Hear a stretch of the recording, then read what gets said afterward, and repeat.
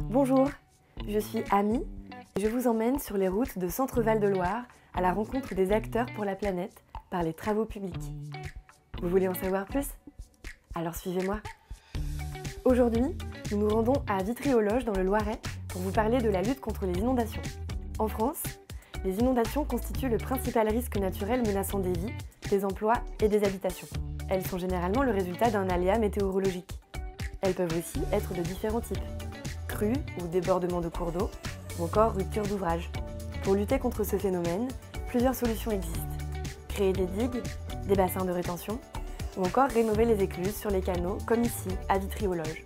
Pour en savoir plus, nous avons rencontré Hervé Gora, vice-président mobilité et aménagement du territoire au CD45.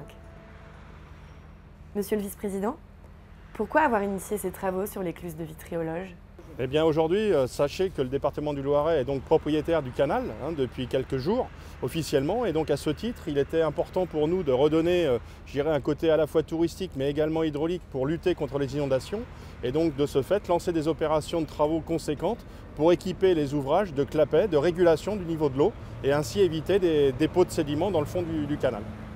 Pour réaliser ces travaux, il a fallu tout le savoir-faire des entreprises de travaux publics. Frédéric Savignard, quelles sont les solutions apportées par les entreprises des travaux publics?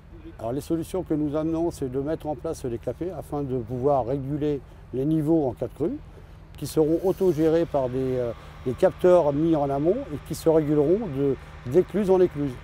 En fait, si vous voulez, sur le canal du Loiret, les écluses seront reliées entre elles par des capteurs afin d'éviter les futures crues possibles. C'est incroyable tout ce que les travaux publics peuvent faire pour rendre la planète plus belle. Si vous voulez en savoir plus sur les solutions des travaux publics pour le climat, rendez-vous sur le site www.acteurpourlaplanète.fntp.fr.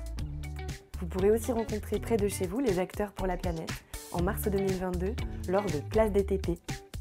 En attendant, je vous dis à très bientôt pour un nouvel épisode d'À la rencontre des acteurs pour la planète.